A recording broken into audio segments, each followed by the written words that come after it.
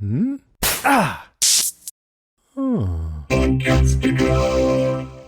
You're listening to the Run for Your Lives podcast.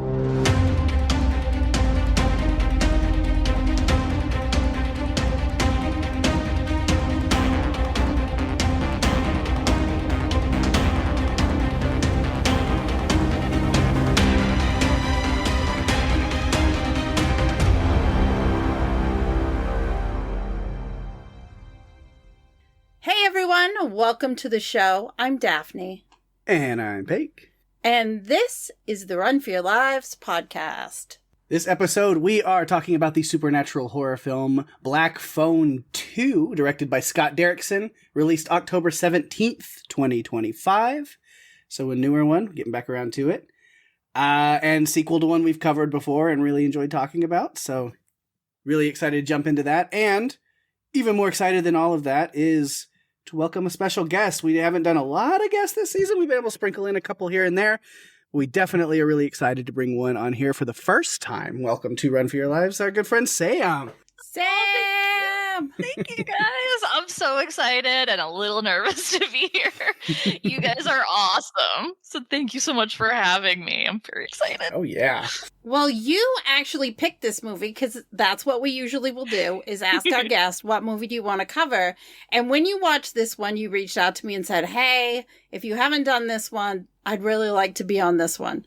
And so we waited till it was the right time. We could get the scheduling to work. And here we are ready to talk about Black Phone 2. Yay! Woohoo! And I'm excited because I hadn't watched it until today.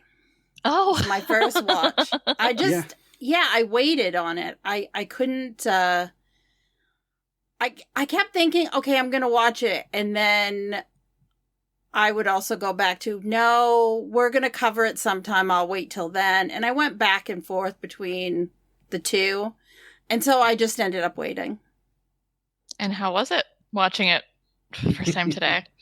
I actually liked it. I have a lot to say. There are parts of it I really connected with because I felt like they were metaphors to real life events or a way of showcasing what it's like to deal with different emotions in a post-traumatic stress-driven world or way.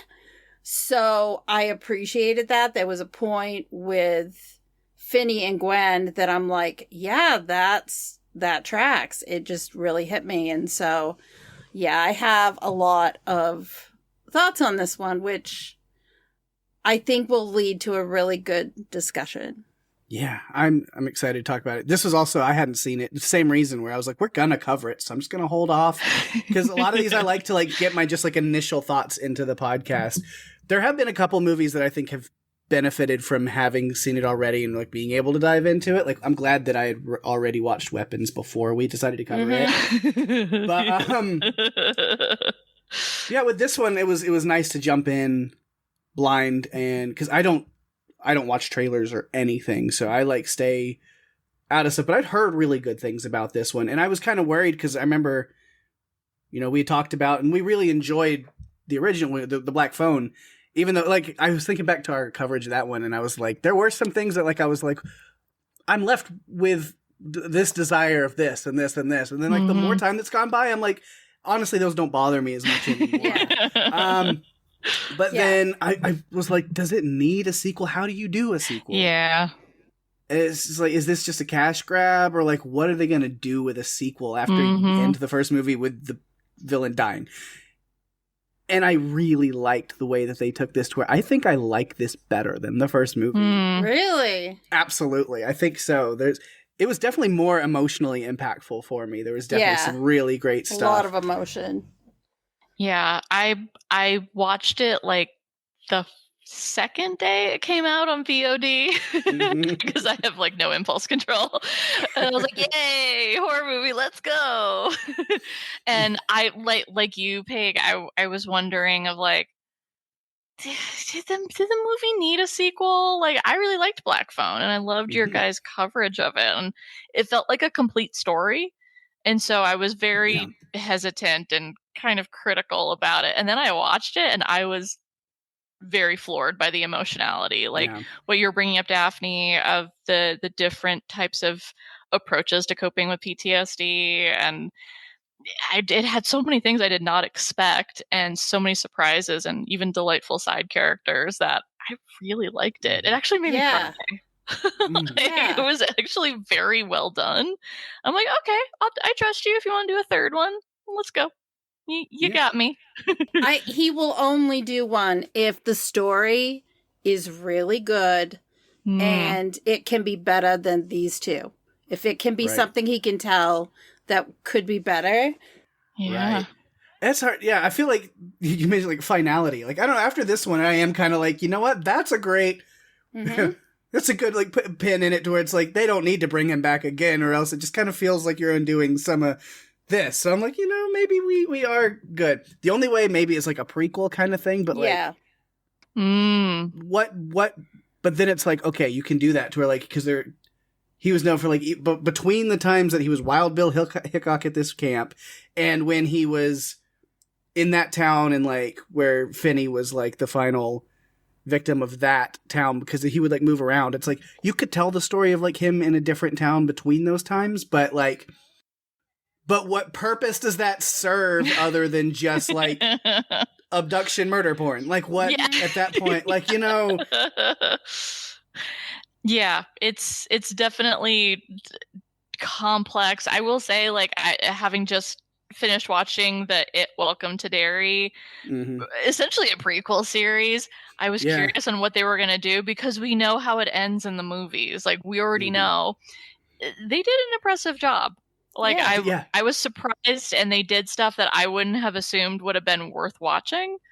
And they really did a good job. So, yeah, I like the director saying he's not going to do it unless it actually is good enough because, like you guys are saying, like it's not really worth it otherwise. Yeah. And these two movies have done really well at the box office, and I don't think he's going to want to go down a road of, well, what if the third one doesn't build off of this and have the same success? Then it's going to feel like, or diminish the effectiveness of the other two movies. And you don't want to do that. Sometimes it's better to leave it alone and let it end. It's funny because this was based on the Black Phone story by Joe Hill. That's what the first movie was based on. However, I was looking into things. Well, Joe Hill had something to do with this one too, because he actually called up Derrickson and they had a conversation and he said, you know, what about Finney answers the phone? It's the grabber saying hello from hell. And that gave Derrickson an idea and he realized, oh, we could do a sequel. That's cool. I like that this kind of comes from a inspiration, at least from Joe Hill's mind. Because I was going to say, because even the first movie, this is all unique or like new material because I've read The Black Phone because it's not even a novel. It's a short story in a collection of short stories in another book. So I've read it because it took me 10 minutes, if even that. It's a short story that like the first movie built so much more that doesn't exist in that story off of it. Wow. So that's incredible. You don't know what's going to come off something when it's a short story because it can develop it in ways that exceeds. In some ways, The Handmaid's Tale, which wasn't a short story, it was a novel. Yeah. It was like the first season of the show was the novel, was like the first novel. There are no others except for Testaments. They built 6 seasons of a show based on one book.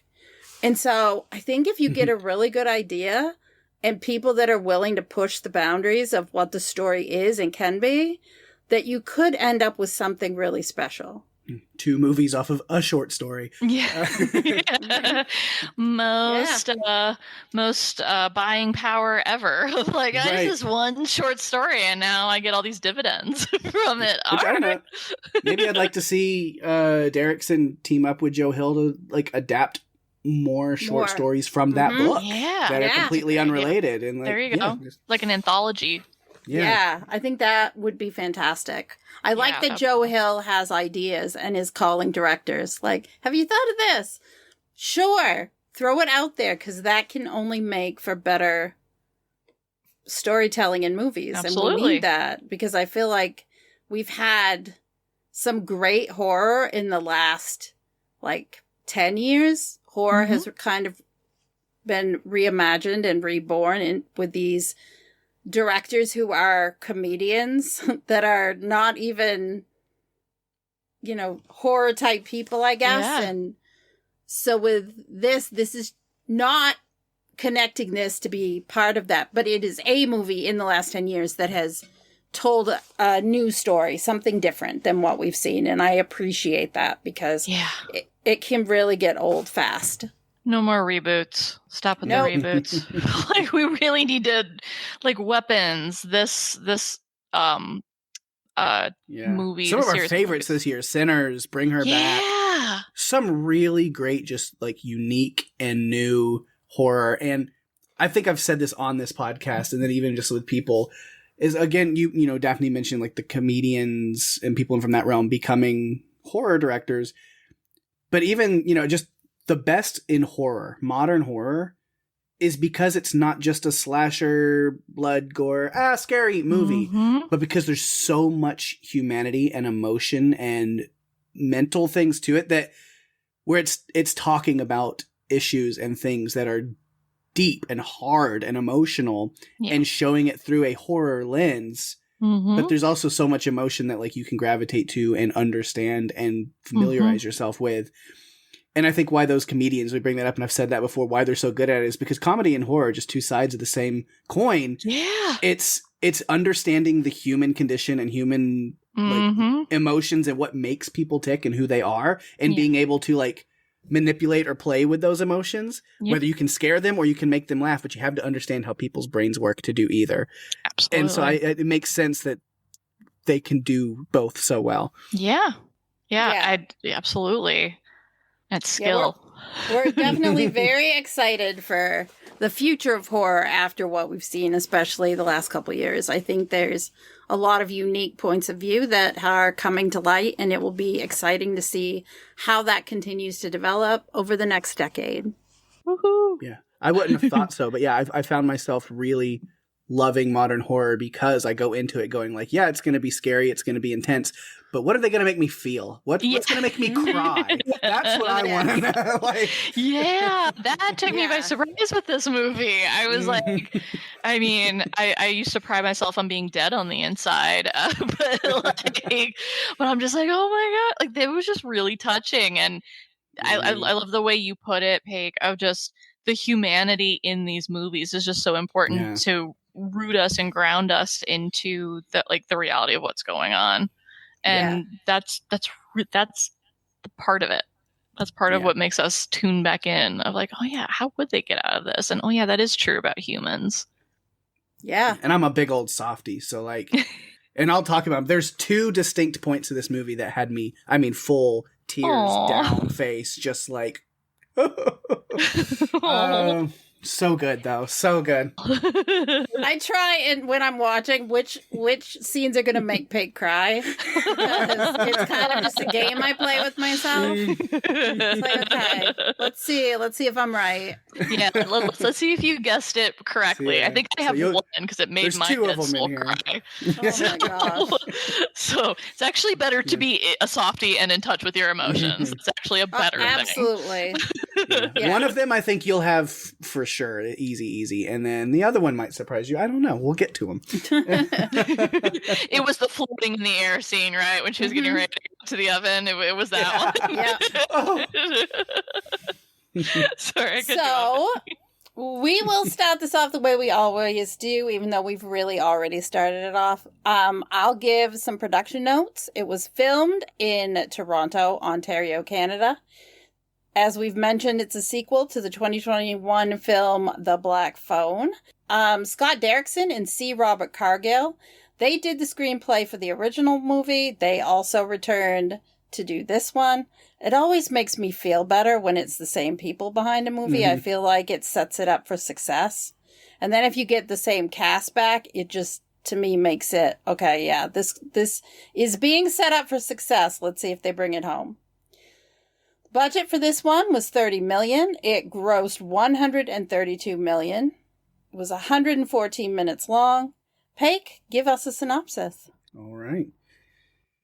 As Finn, now 17, struggles with life after his captivity, his sister begins receiving calls in her dreams from the Black Phone and seeing disturbing visions of 3 boys being killed at a winter camp known as Alpine Lake.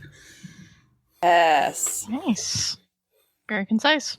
One thing that struck me in this, and then I had to go back and look something up. If we were doing this from a character perspective, I think I would have gone with Gwen as the main character. Mm-hmm. Yeah. And Yeah, so I went back and I knew that we picked her for something in... Like, I think she was like our favorite side character of She that was. season. But in this case, she's getting upgraded to the big leagues because I feel like this was a Gwen story. Mm-hmm. A lot was from her perspective. And I was grateful that they kept the sass of her that we saw before. Amazing. Because it's not one of my main points, so I have like some side notes about her. Yeah, I said, I love that she's still deep in her no fucks era. Yes. That she's not afraid to say anything to anyone, anytime. Like, Yep. I love it. And authentic. I dig it. I think it's great. Yeah. And I feel like they had to make her the main character of this movie more. After how much people loved her in the first one, at least I know us. So I don't know. I'm just going to have like headcanon that Derrickson and crew listened to our podcast of the first one and went like, oh, they really love Gwen. We'll make her the main character in the second, just for Run for Your Lives. Yeah, just for us. They still really invested in her, so we should throw them a little treat there and make her the lead. Or you guys were on to the popular trend of the movie. That a lot of people liked her too. Yeah. Yeah. I think it was easy to like her because she was a very tough girl. Yeah, she had to be. And I like to see that in a movie. I like to see girls, women portrayed in a way that's strong because there's just sometimes this push for the guy to save the girl, and sometimes it's nice to see the girl save herself. Yeah. It always feels bad when we cover older movies a lot, and not sometimes, unfortunately, not even that old.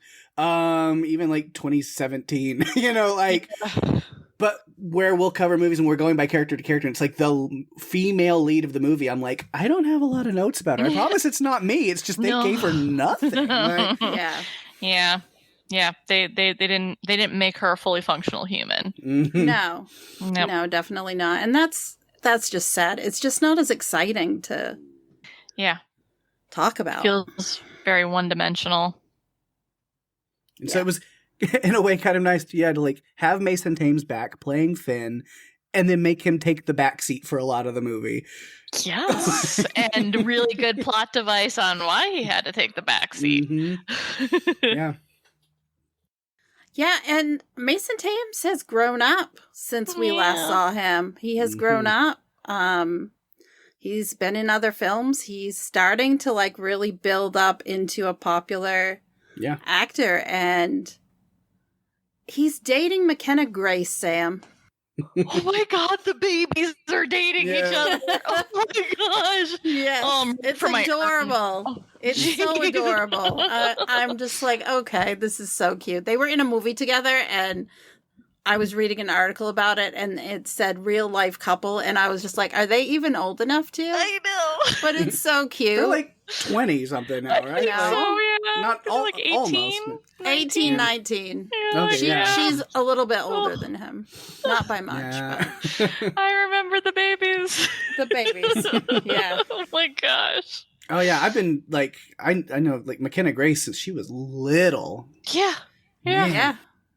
Oh man. Just walk into the ocean now, guys.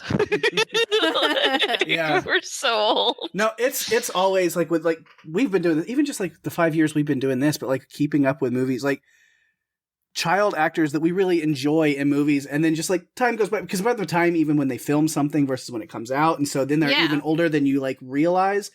Like, because what we did, we didn't cover Jojo Rabbit on here, but we did cover Silent Night that that he was in, and then seeing him, And so, like, you know, I follow some socials, like a lot of actors and stuff that we cover. And then just, like, coming across, like, a picture of him, like, smoking and hanging out with these people and, like, full, like, beer. And I'm just like, who? What? What happened? Like, Mother, where's your father? Oh, that's right. You're old enough. Okay. It is so crazy. Haley Joel Osment was the first one for me because I was older than him when he was in The Sixth Sense. I think I was a teenager. And then I see him on The Boys, and I'm like, what? Yeah.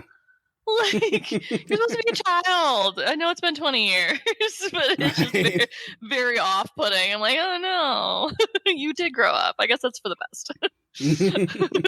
Better than the alternative. Yeah. Which is what the grabber goes for. The kids never get to grow up. Yeah. Craziness. So what we like to do when we have a guest on is give them the opportunity to talk about their first point. First. Well, we already kind of touched into it. Probably the intergenerational family of crime fighters, aka the main fam that we followed from movie 1 to movie 2, and I really like them. Finney, Terrence, Gwen, and then we get to officially meet Hope, who, you know, she means well and is doing the right thing, and her death just sort of shatters everyone and creates this PTSD cycle for her family that is then further exacerbated and becomes complex PTSD for poor little Finney, and probably like Gwen too. I mean, she was seeing the stuff. Yeah. And we just get to see these awesome, brave kids, and they get it from their mom and then from their dad later on that we see. And we see Terrence's redemption, because he was really rough in that first film with his substance use, because that's how he treated his PTSD from finding his dead wife. And that hurt everyone else. And then he became sober because his drinking can lead to Finney's kidnapping, but it didn't help. And we get to see him actually shine as a dad and be really good. And then Hope and Gwen having their little shining moment with their powers. And Hope and Gwen they're a different approach to PTSD. At least that's how I saw it. Hope, I don't think she had PTSD. I'm not sure. But she was really brave with the things that she could see and not getting a lot of support from her husband, but she was still going to do what she thought was right. And Gwen kind of followed in her mom's footsteps, not just with Finney and the kids, but in this iteration too. She was super brave. And she was also, as much as she's been traumatized, she was feeling it. She was allowing herself to feel it, which is the only healthy way to deal with PTSD is to feel it. And we see her becoming empowered and a badass in the film. And like you were saying, Daphne, and this sucks. She's still in pain. She misses her mom, but she's not going to run from it. She's not going to run from the grabber being at the lake. She's like, no, I want to know what's going on. I want to figure it out. I want to know what these visions mean. And that's being brave and standing in that rather than using drugs like Finney was to numb it and to run away from it, to avoid it like his dad did. Yeah. Which is where he learned it. I mean, we learn our coping mechanisms from the people that are in our lives. And especially when you're a kid and your parent, this is how they're dealing with their grief or stress is to numb it as much as possible so you don't feel it. Yep. And that never works because it means you constantly have to numb yourself. Yep. And guess what's waiting for you on the other end when you eventually do have to stop numbing yourself? All that pain. All of it. Guess what? The way out is through. Right. Is it now or it's great way you talk these things, because Sam, all of us in our own ways, because Daphne, with your work, you work with ways to spot those things in kids and how to address those things. Sam, you work in mental health profession, and then even me, I do a mentorship stuff with elementary kids, but a lot of the kids that I work with, most of them come from trauma, and it's a thing of being able to talk to them. Like, I've had those conversations of being like, I get that you're like not just putting on a brave face, that you're doing the best you can, but it's like, I also want you to 100% know that like, if you need to talk about what's going on, that's okay. That's what I'm here for, is for you to like let it out. And I'm not going to judge you for it or think it's like weak if you're sad or upset or you're frustrated. Like, no, because you have to get it out of you, or else it's just going to keep building up until it comes out in the worst way. So this is a safe place to get it out in a healthy way. Absolutely. Yeah. Absolutely. Yeah, stuffing is a very common response. You just keep taking it and stuffing it inside yourself. You don't deal with it. It's like that suitcase that gets full and then it's too full and it goes boom. Yep. And you will go boom at a time that you don't want to go boom. And probably the smallest thing makes it explode. And you're exploding, but not for that reason. It's probably the compilation of all of those things that does it to you.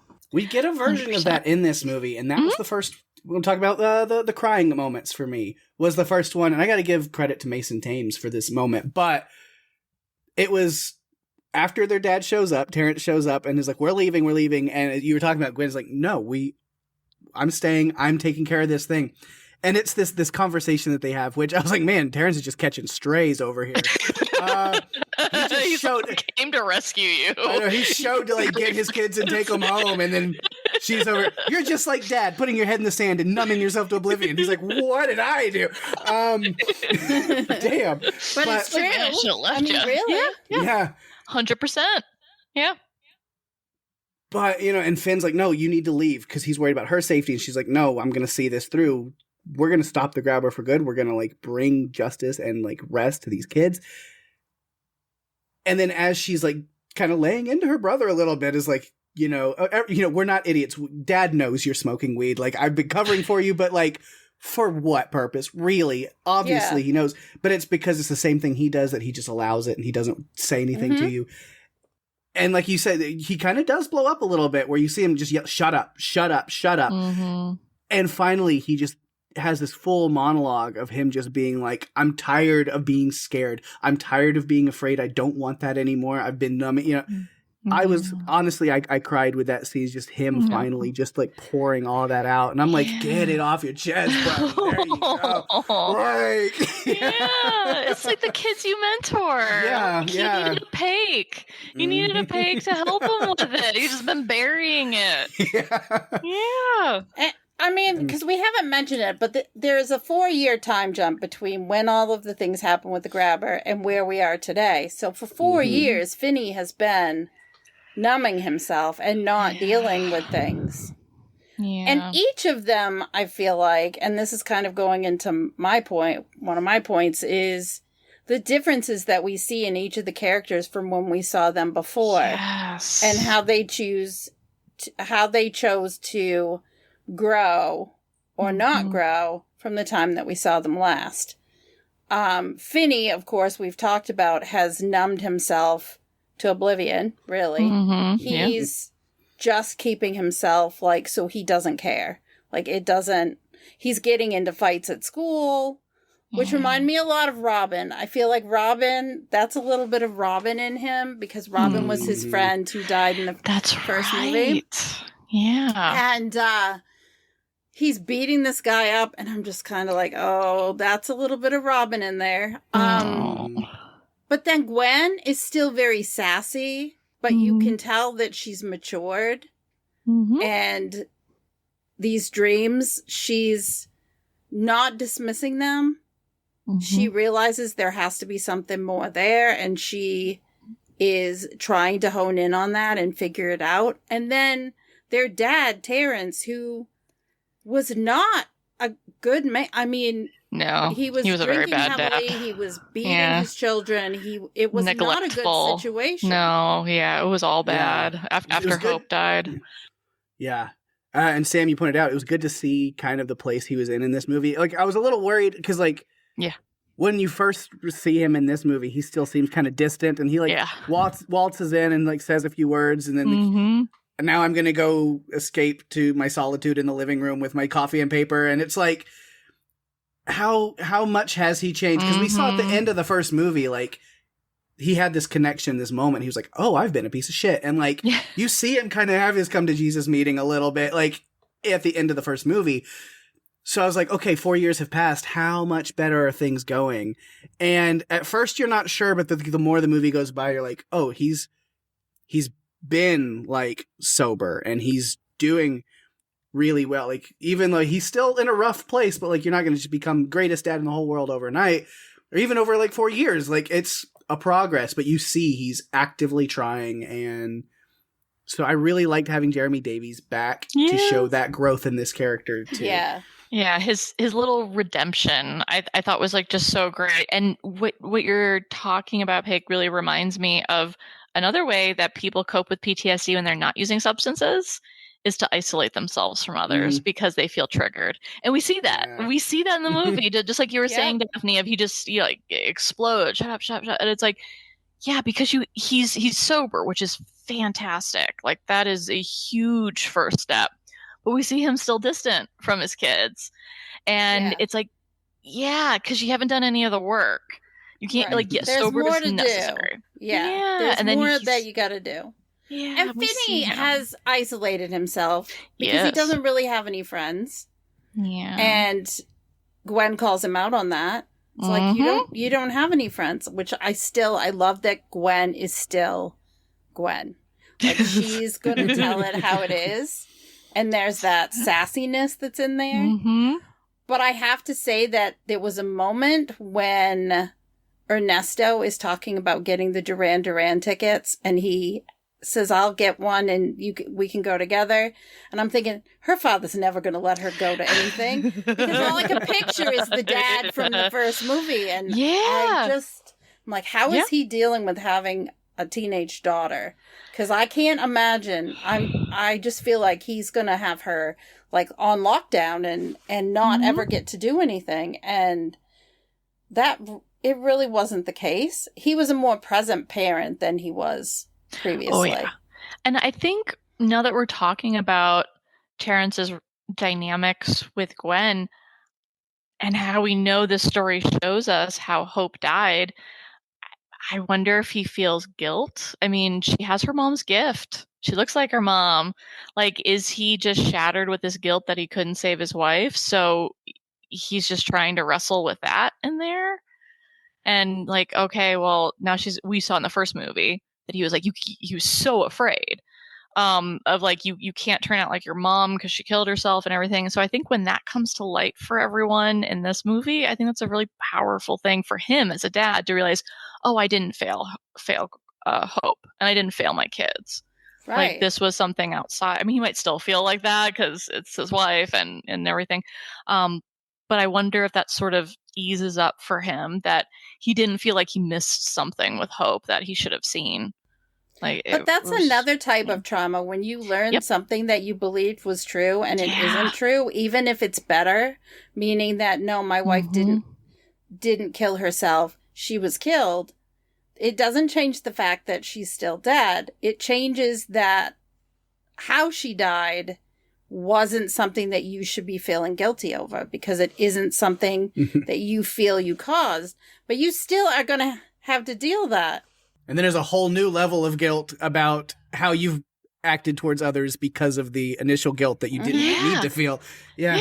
And you didn't believe her, you didn't support her. And so I think that's part of what motivates him to help Gwen and Finney in this, is like, oh, I saw what happened when I didn't support Hope. I mean, like, I better get my act together this time. And then realizing he didn't miss anything, like, it was horrendous and he couldn't protect her from the grabber. And also, she didn't want to go. Her life wasn't awful or whatever he imagined was wrong, that she didn't want to go. She was trying to do the right thing, very much with what Gwen, in line with what Gwen was doing in this movie, and telling her father, no, we have to do this because it's the right thing to do. And I think that she is her mother's daughter. And this is a connection that she's always going to have now, knowing, one, that her mom did have the same gift and she was trying to do the right thing when she died. Yeah. And I think that changes the way that they look at things. And maybe as a family, they can start to put some of the guilt away and get past it, because it's easy when you see something like this to blame yourself or think you could have done something. And then to find out, no, it didn't really go that way. Now you're kind of like, it's like a weight off of you in one way, because you're not feeling the guilt or carrying the guilt of being responsible. But then it's another weight that goes on you where you almost have to grieve again in a different way. And Absolutely. I do wonder what it means for this family, because I think maybe now they can finally heal from everything, because they can have closure that they really didn't have before, even though they thought they did. Yeah. It wasn't real closure because it wasn't the truth. Exactly. And it didn't sit well with that family. And here they finished Hope's mission. Well, Finney finished it first, and then Gwen and Finney and the kids from the pond, they actually got rid of the grabber altogether. And so her story is completed. They did that for her. So I wonder, like you were saying, Daphne, of sort of finding a way to have peace with that, of she was being authentic to herself. Yes, she died too early, and we're going to be okay, because her dying too early, we finished what she needed to do. She reached out to us to finish it. And that phone call at the end. There's the other crying. I was crying. I lost it. Oh my gosh. I was not expecting it, and I lost it. I actually had to pause because I was crying so hard. Oh, beautiful and wonderful. And what was it like for you guys?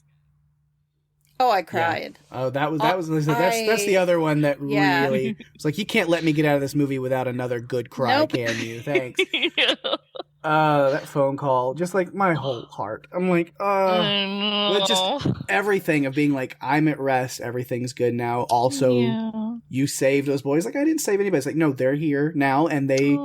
You know, that, and then even Robin, bringing back up Robin, and it's just, I know. Everything was, it was so good. And I think that, as you said, that healing can really begin with all of them. Yes. Because Gwen has all of that, you see her tell Finney that, and, Terrence is more receptive now, obviously, to, like, her abilities and what's real, so they can even have that conversation later, and I think there's a lot of closure there. And even Finney, like, he literally and subconsciously faced the trauma and stuff that was really weighing him down, that he was, like, drowning out and that he was stuffing down. And where, we get him, I don't want to be afraid anymore. I don't want to kind of being the one that finished the job. And look, even though he can't see him, but, like, physically feeling him and having that moment of him getting there and in the grabber's ear and saying, like, I am not scared of you. Like, he's finally, like, faced that. And, Empowerment. It was so good. Like, that just reminds me of, like, when my grandmother passed away, like, last year. Like, she was like a mom to me. Like, we were very, very close. And, like, I remember, like, a couple months after her funeral being like, I'm not a huge believer in psychics and stuff. I don't disbelieve in them, because I can't do it, either way. But I just wanted to know that she was okay. Like, that was the main thing for me on the healing journey and the grieving journey, was I just want to know that she's okay. And that's what Hope gave Gwen, and Gwen will give her brother and her dad, of like, she's okay. And hey, Robin's okay. Robin's okay. Yeah, which is what we also wanted to know. I loved Robin in the first movie. I was so upset when they killed him off. All of the kids. I mean, we still got to see him in this movie in a way. We definitely did. Which it took me. I didn't even realize it was the same actor. I know, I didn't either. Until I was like, it was when him and Finney are talking, and then there's kind of the full reveal that, like, because he's like, "Did you really talk to my brother? And my brother really talked to you?" And then, like, I went, Ernesto was Robin's little brother. That's so cool. I was like, I like him anymore. And then I went looking into it, and I go, and it's the same actor. Yes. Playing both roles. Wait, both roles? Really? Oh, Yeah. I didn't even realize. Yeah. Yes. Honestly, I didn't even catch it at first. So Miguel Mora, props to him, because he plays Robin in the first movie and Ernesto in this movie. It's like, because he got older in real life between the two films. He cut his hair, threw on a pair of glasses, didn't even recognize him. Like, wow. I didn't even recognize him either. Yeah. That's why, like, more and more of this stuff makes me realize, like, I'd never recognize Clark Kent as the same person as Superman. Now I get it. I love that they did that, because they brought back an actor that played a popular character, but changed it up. And sometimes you hear things like, oh, he's gonna be playing his little brother, and you think that is like, oh, like a soap opera when it's the evil twin comes back, whatever. Not at all. Like, this was a different. It was really different. Like, the character of Ernesto was not like Robin. Robin was this really tough guy, and Ernesto seemed to be more of, he had a lot of heart. Yeah, gentle. And he was a very sensitive boy. He was. It was a nice love change. Yeah. Yeah. He's just very sweet. And, like, you can tell he has this crush on Gwen, obviously. It doesn't, because she's constantly like, that's weird, isn't it? You think it's weird. You think it's weird. I'm weird. And he's always like, no, I like it. Like, it's okay. Like, that's what we're looking for. Someone you're weird. When they were laying in the bed after she'd had a nightmare, and she's like talking to Jesus, and he asks her, and then he ends up saying, no, I think it was hotter if you called him Jesus. I know. And I was just like, okay, this is just too cute. I know. I had to write down the quote leading into that, because I thought it was funny. Just having the quote of, you think it's hot that I talk to Jesus, is so funny. It is. I mean, maybe that's a t-shirt right there. Sam. Right. Right there. There you go. Yeah, but talking about the mentorship thing, I thought about that a little bit, again, because with Ernie, because he brought the Loteria cards to her. Oh, yeah. Which, these are ones that are more specialized for divination. But honestly, just like in a lot of Mexican culture, Loteria is like a kid's game. Like, kids get into it and stuff. And it's these cards and stuff. And I was actually taught how to play Loteria by one of my mentees at the school several years ago. This, elementary kid. And it meant a lot for him to, like, share his culture a little bit. And it was awesome. He was teaching me how to play. And we, like, spent, like, period of time just like playing and doing stuff. And it's one of those, like, this is a kid that has been long past elementary age. He's probably honestly, like, I mean, he's definitely like in high school now.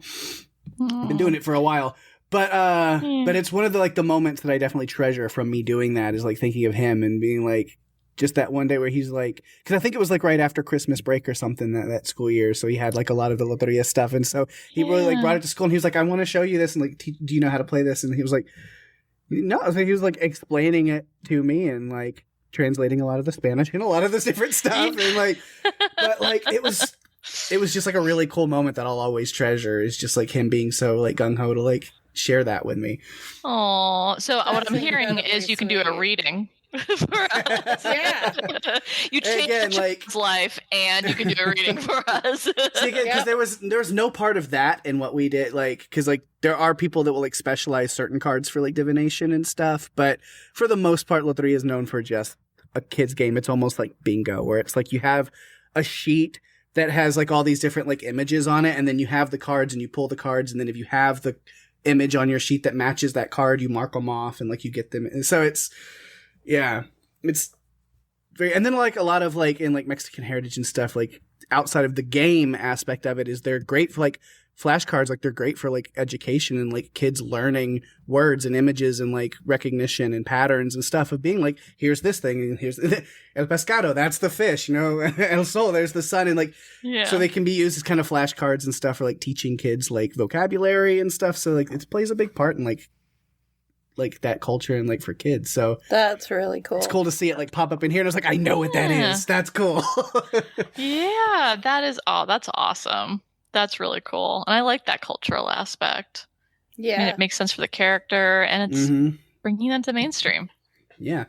There were different conversations that happened in this movie. Mm-hmm. The one I mentioned about Gwen and Ernesto talking, because she's just had a nightmare, and Gwen's nightmares are not like anyone else's nightmares. I mean, she's basically being Freddy Kruegered up and down and all around. I have that in there, yeah. Jeez. There were multiple times that I got Nightmare on Elm Street vibe or Friday the 13th vibe. And the first, the Nightmare on Elm Street vibe was from her being thrashed on the bed and back down and out. Is that happened to a character in Nightmare on Elm Street? Mm-hmm. And then Friday the 13th was when the grabber is being pulled down underneath. There's one of the Friday the 13th that ends that way, where Jason is just pulled down into the water and chained up. Yep. I'm like, okay, yep, I can see what you're doing there. That's good.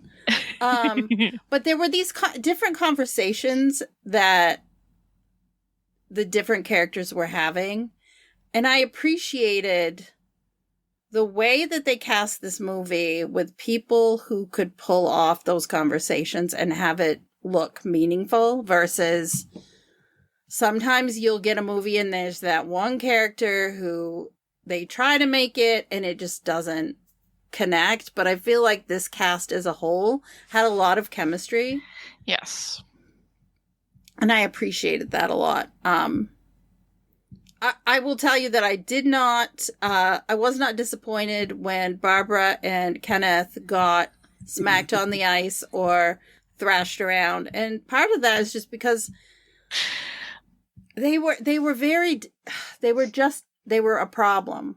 I don't know. I felt more bad for Kenneth because he never really, he tried his best. He was just the poor man that was stuck with Barb. Honestly, like, I feel like he was the one, like, anytime he tried to be like, well, we could, she'd be like, shut up. You know, like. She's awful. She was. I think there was this, who said it? It must have been Barbara, when they were when everyone was meeting up in the church? The theater like the room? chapel thing there, yeah. Something like that. And Gwen's cursing, Finney's cursing. And then either Barbara or Kenneth goes, what is wrong with this family? Yeah, it was her. I have that note because she's been listening to Gwen just like curse her out with the absolute most like creative language imaginable. And then it was just like, it was Finney that like was like looking at it and he was just like, no fucking way. And she's like, these people. And I was just like, Barbara she's really offended by all this fucking language, isn't she? Fucking hilarious. I was like, oh my gosh, these would be my children. I loved when Mustang goes to get Barbara and Kenneth to help. Yeah. And she doesn't seem to want to help. Mm-hmm. And she just basically says to them, that ain't no Christian behavior. Mm-hmm. And I loved that. And honestly, we need more of that in the real world. We need more people calling out others who are trying to portray themselves as being caring people. And they need to be called out on the fact that they're not acting like caring people in the way they're behaving and their actions. It's one thing to say it with words. Do you have the actions to back it up? Absolutely. Yep. Absolutely. Totally agree. Yeah, it was good. Yeah, you mentioned Mustang. I liked her a lot as just kind of a side character. She's very fun. I was like, anyone who hates Barb seems to be a good egg to me. So, you know, I'm good with her. Yeah, but especially that scene where she goes to like, we're going to need your help. And they're like, none of that, like, that demon girl is out there. It's like, that devil girl is like, her name is Gwen, and we wouldn't have saved Mondo if it wasn't for her. So, like, you can be a coward and you can hide here, or you can actually do the right thing. I guess it's up to you. And I love that. And I was like, man, her and Gwen need to stick together after all this is over. I was like, Gwen needs a badass mentor like her in her life. Yes, I think. Absolutely. Yeah. I agree.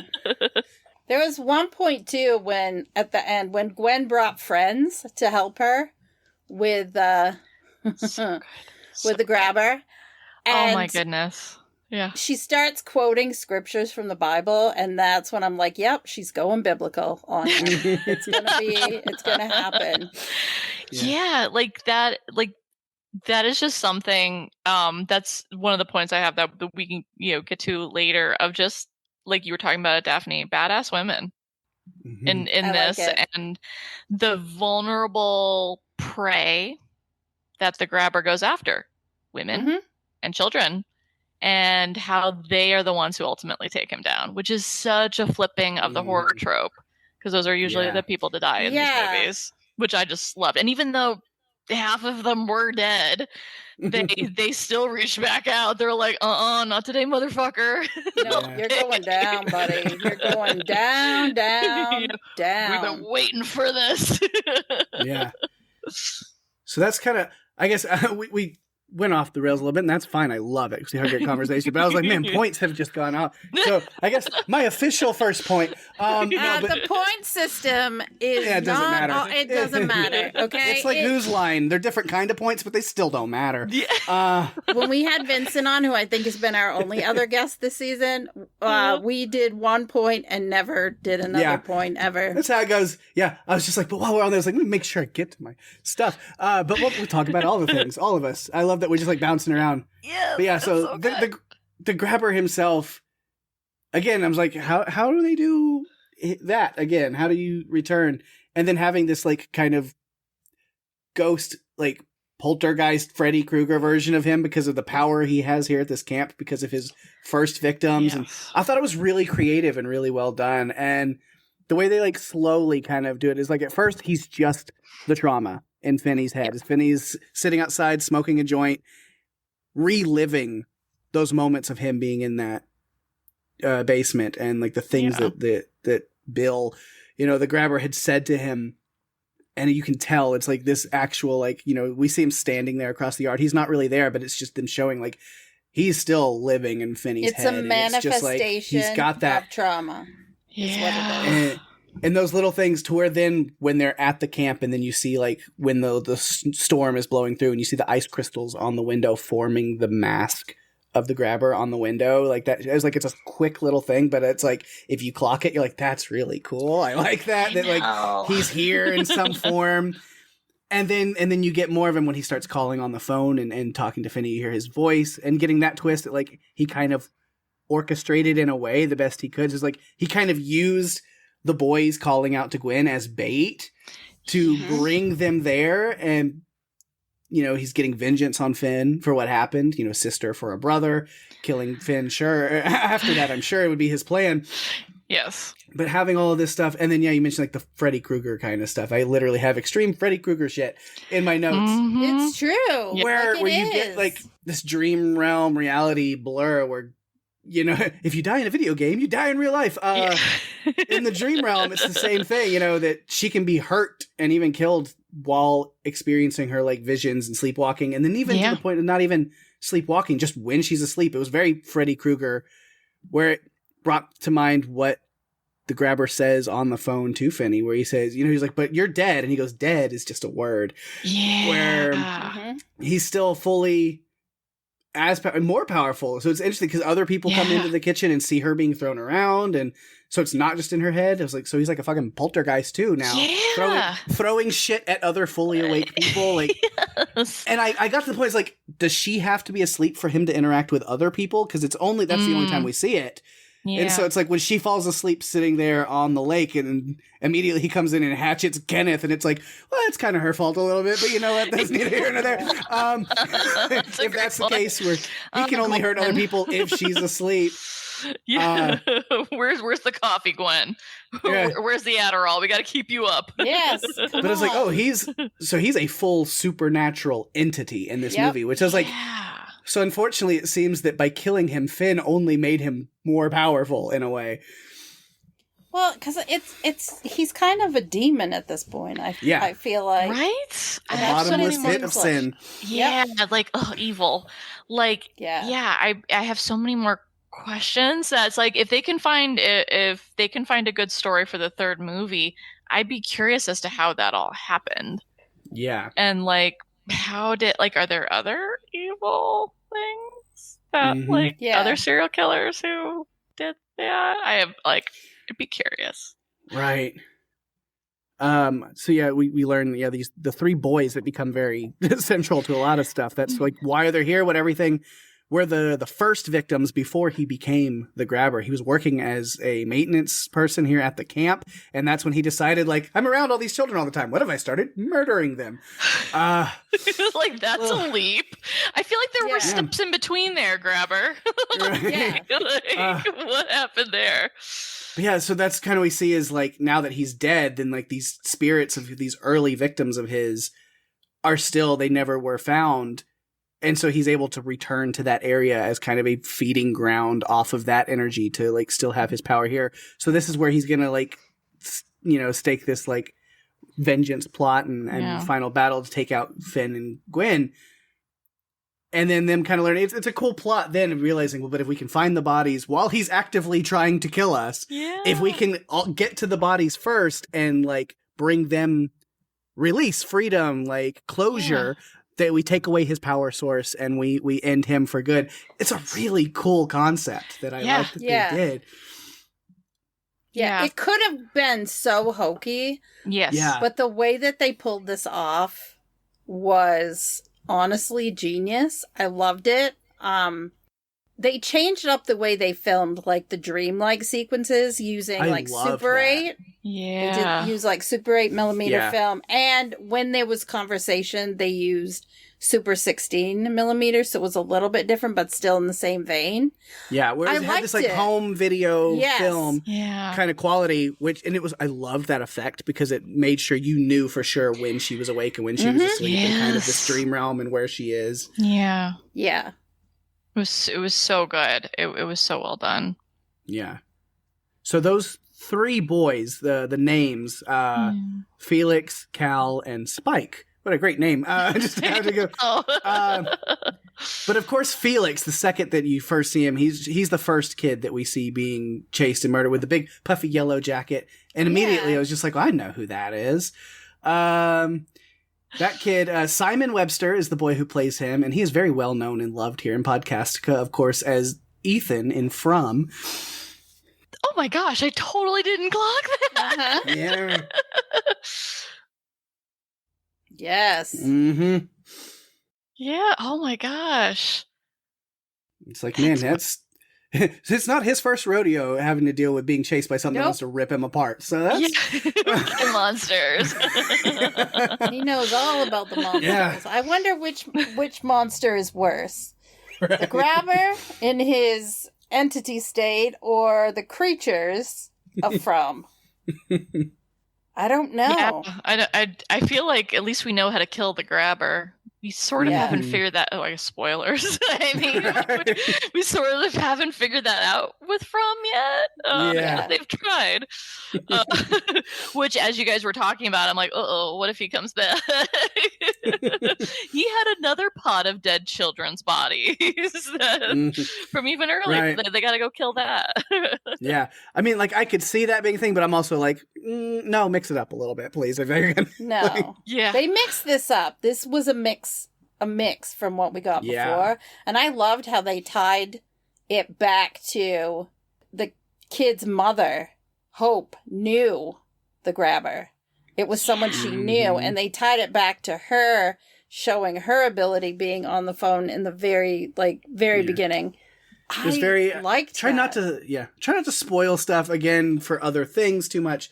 But it's funny because we, mentioned, like, Welcome to Derry a little bit earlier. And this idea of, like, I mean, because this is Joe Hill, that wrote the original short story, which for people who don't know is the son of Stephen King.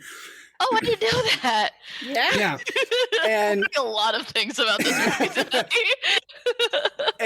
and so I think we talked about it in our coverage of the first one is, like, what we see with Gwen and what we know she got from her mother. Even though it's different writers, but father and son, but, like, still it's like he borrows this idea. It's like, does it count still kind of in the King universe? It's a Joe Hill thing. It's like, but it was like The Shining in a way is really kind of what that is.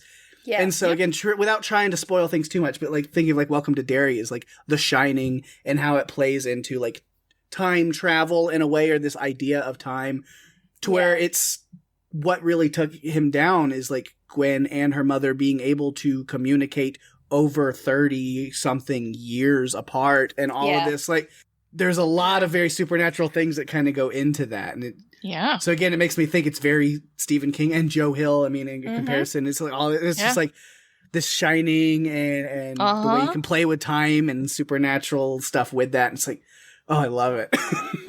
Yeah, I totally picked up on that too. And I don't know if it's like the recency effect of it. Welcome to Derry. Oh, look at them with the shine. And it does run in families. Yeah, we just wrapped up Welcome to Derry as far as like watching it recently. Sam, have you ever seen Nosferatu? Not the movie, but the TV show. No. Yeah, NOS4ATU. Oh yes, I've been meaning to take a look at that because it has the guy from Heroes. I have a terrible brain right now. Oh yeah, Star Trek. Siler from Heroes. Yes. Yes. Spock from Star Trek. People are screaming. Yeah.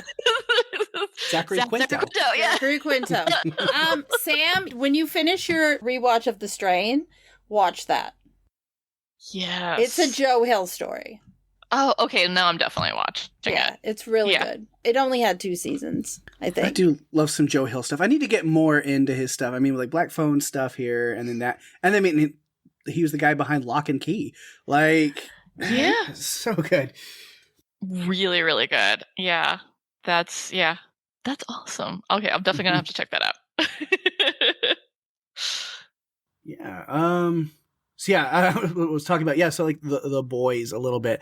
Man, I will say this movie didn't hold anything back pretty early on when Gwen is having the visions, the dreams of the way they were murdered. It was brutal. Like, just vicious. I was like, wow, like we're just going to see everything. And it is not violent. pretty. I mean, maybe not Jacob Tremblay and Dr. Sleep levels, but like close, like not as long and drawn out, but like definitely it's like, oh, this is gory and violent and upsetting. And like, that's what she's having to deal with.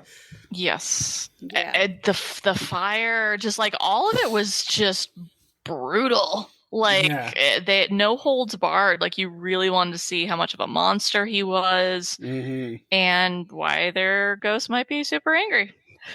Yeah, like, it's fair, kids. Fair.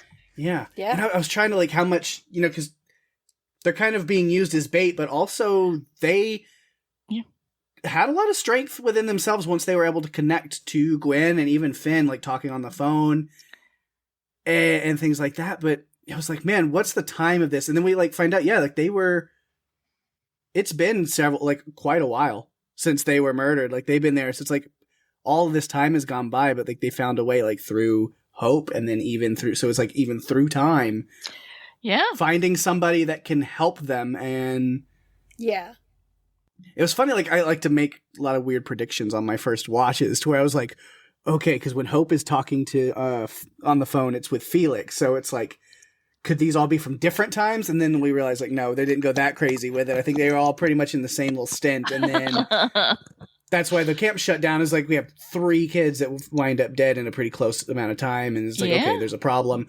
But there was like theories where I was like, is it different times, or like were they all before Hope or during Hope being there, or a mix of before and after? So only Felix was dead at the time she was talking to him. It's like, or maybe they're not dead yet, and time is a construct. I Gwen's gonna save them all. That. I'm like, what are we gonna? I did wonder about that. Oh, what if they hadn't died yet? Yeah, I had that theory, that thought for a second, and I was like, I don't think so, because then it wouldn't be the grabber, really, unless it was like, then I wasn't expecting like the whole supernatural entity version of him, so it then could have been. So then there's a lot of different theories I was like throwing around, but then I was like, no, I like the more basic one that they went with, because it's a little more coherent, but still very well done. So sometimes very much less is more, and you don't have to push that far beyond what's happening to make it something that can be understood. Yeah, cool. And, like, what if? Gwen being there, help it, because we learn like Mondo has been like for all of these years constantly looking for them, just out of his own heart, just being like, these families need closure and need that, and so that it is like a godsend for her to finally be here. Towards like foul mouthed as she is, like she's what I've been praying for, that like. I'm not gonna. Yeah, he goes like, I'm not gonna like let this chance go by that you were here. And I was surprised it took him that long to realize who Finn was because his name would have been on the application. Yes, suspension of disbelief. I guess. Right, a little bit. Yeah, it was very much like, did you not read it? Did you just get any other applications? Right. Yeah. So them being there was, crucial. But then Daphne, I think you mentioned the scene earlier, but I just think for wrapping up like with the boys is, God, it was so fucking cool.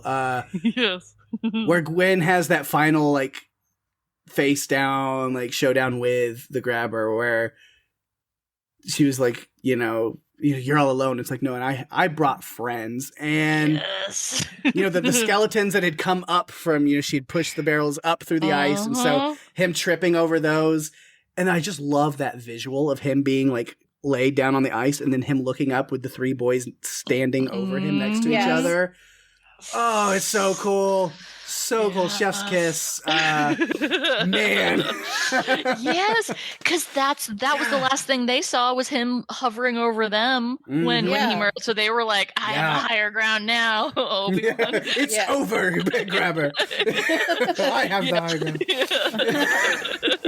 It just makes me think of Freddy Krueger saying in one of the movies, "Welcome to prime time, bitch," before he shoves someone into the TV. And I'm like, well, it's nighttime. And I remember like for that whole scene, I put it down as like Freddy Krueger and Jason Voorhees on ice. And just it's true because they were all around like, oh, this would be an interesting like ice musical thing that my goodness. do. It just had all the elements you guys were talking about, and I was like, okay, this is epic, haunting, interesting. I've never seen anything like that before. Yeah. And just fantastic. They had my attention from start to finish. Although I did wonder, Gwen, why you falling asleep so easily? Yeah. Like she just fell asleep on that tractor or something. Which I like that they call that out because like she accidentally fell asleep and Finney just goes, "Oh, accidentally my ass." Like no. She's at that point, she was just like, I'm tired of this. Like, this is taking too long. She's like, I know that he'll show up if I fall asleep. So, like, it's time to end this. Yeah. She's like, that's a good point. Of like, she was just like, you know what? We're all here. Yeah. Fuck Barbara and Kenneth. Yep. Didn't like him anyway. Yeah. And just Barbara going language. You know what? I was not worried for their safety whatsoever because I just didn't think that they were going to kill very many people in this movie because they really didn't. I mean, none of the main characters died except for the grabber, but they really didn't. No. I loved Mondo, and I did have a moment. There's a note where I was like, if anything bad happens to him, I'm going to throw a severe temper tantrum. Yes. And then when the grabber breaks him into the ice, and I was like, fuck you for that. How dare you? Yes. And so the same. The fact that he lived, I was like, okay, I don't have to flip anything over today. That's good. Like, it's not like Bring Her Back where all of our hearts are shattered. Oh my God. Like, you guys that movie broke me in so many ways. Oh man, when you guys were potting on that, I was like, oh, I feel that in my heart. Like, yep, right there with you. Never get again, one of my absolute top favorite movies of this year because, as again, terrifying and it made me feel things. Like, it's a great combination of horror right now. Yeah. The scene where she's in the bathroom and she feels him and figures out that her brother. I was so like, oh no. Man. It was brave of the movie writers to do that and just heartbreaking, and because of her disability too, and just all of that stuff. And like in this movie, like I was surprised that Barbara and Kenneth live. I thought for sure they were going to be like red shirts. I thought for sure that they were gonna and I would not have been upset about it. I'd be like, all right, we had to lose some, but you're right. I mean, all the deaths happened prior to when the movie took place, technically. Except for the flashbacks. So that was interesting. But I still felt a lot of tension in the movie at different times because I thought it could happen. But then there was a point where I'm like, no, I don't think anyone's going to die in this. I thought they might kill off Ernesto, and I'm like, don't you dare do that to me again. Don't touch my boy Ernie. You killed Robin. I will not forgive you if you do this again to me. The actor would be like, well, now this just feels personal. Yep. Like, you just like not like me or something. Or like just Derek and Robert were probably like, you know what, we can't kill too many children in these movies. Right. we have to let some of them live. We did it last time. We can't really do it again. Again, I feel like they will brutally murder 3 boys at the beginning of the movie, and then we're done. That's all we can do. We'll feed the bloodlust, and then we'll more. I feel like, though, they flipped this around in the way that they did things to make this movie be different, but still have that feeling in there. It's not always successful with sequels. It can be a mess. Yeah, and absolutely. I don't think this was a mess. I thought that they did a fantastic job putting this all together. Yeah. It gave me everything I wanted, which I like, you know, from the start of this, I was really critical about this movie because I really liked the first one. I'm like, what do we need this for? And I know, Pake, you were talking about that too. And then even when I saw the trailers, I was like, and then it started getting good reviews. And so I was like, and like audience reviews. I don't care about critics. I don't pay attention to those. And so I was like, let me give it a shot. And I was like, I really like this. Yeah. So I wasn't sure what I was going to think at all until I got into it. And I'm like, you know what? This is not bad. This is good. Yeah. Yeah. It was interesting. And again, because I mentioned, like, I didn't watch trailers. I love going in blind on stuff. But, you know, I had friends that went and saw it when it was in theaters. I didn't get a chance to catch it when it was. But they were all like, oh my God, that was so good. And I was like, that's good to know. Because I was just like, I didn't know how they were going to do a sequel. Yeah. And so I loved being surprised and being like, this was out of left field. This is not what I expected it to be. And it's everything it needed to be. Yeah. It was, I completely agree. Yeah. It was awesome. Yeah. The only thing I had seen a little bit of previews, but mostly all I remember about the previews was that there was a payphone and it was a lot of snow. That didn't really give me that much information. Yeah. Yeah. They did a really, really good job with it. I'm trying to see if I had any other like notes from some of the big points and stuff that we haven't talked about, because kind of the dream realm I really wanted to make sure to talk about. And we've talked about a lot of that is Gwen being able to dream. And at first it's just like her dream, but it takes place in like sleepwalking, that Finn's able to like stop her, followed her all the way. Like she literally walked into the basement where he was kept. That house is like, it's still there. And I loved having the ghost of the brother from the first movie there with the axe still in his head, like having that little like moment where like his ghost is still hanging out at that house. Yep. Yeah. Talk about Stephen King's It. Yeah. Like, Eddie, what are you doing there? Go back to Derry. You also died in Derry. things don't go well for you, man. Yeah. And then slowly learning that because it's like little things, because when Finney wakes her up in that basement and then she's like, there's like blood stains on her socks from when she's standing in like the body of one of the boys. And then it was like, no, that's still there. And then when they're at camp and like you see like when one of the kids like grabs her arm and like burns her arm, the burnt kid, Cal. And then when she like wakes up and there's these burn marks on her arm, and then like you start seeing more and more to the point that like Ernie's watching her while like she's sleeping, and this just slice from the axe just appears on her arm and starts gushing blood. And it's like, okay, like that is very Freddy Krueger. Very Freddy Krueger with it absolutely is. And like when Cal did that, I was like, gentle touch, Cal. Jeez. What do you do? The kids were like hardcore haunting her, and it was like, okay, kids, ease up. You want her help? It's like, you need her help. Like kind eyes. Yeah, nice. Lose the scowl. You're not making new friends that way. Yeah, I know you're dead and you're mad about that, but but she didn't do it. It's like, okay, kids, rein it in. You're like terrorizing them. Him using kind of like my mentor. They just sit with him and be just like, look, I know it's hard being a dead person. I get it. But if you need help, don't be afraid to be, just open and honest and ask for help. You don't have to be scary. Yeah, you don't want to hurt people. See, these boys needed a Pake too. They needed Pake to sit down with them rather than terrorizing everyone. Right. Use our words, not our burning skin, Cal. Not slicing off our heads in the window. Oh my God. Do you want her to run away or do you want help? Because you can't have both. Do you need to act out like that, Spike? It's like, look what I can do. Oh God. This is the worst magic trick. But yeah, I liked a lot of the like interactions in that like realm with the grabber, running from him through that like basement and then getting the voice on the phone from Felix of, hide. And it's like, I was like, man, you're going to have a hard... There's not a lot of places to hide in that basement. Your brother could tell you that.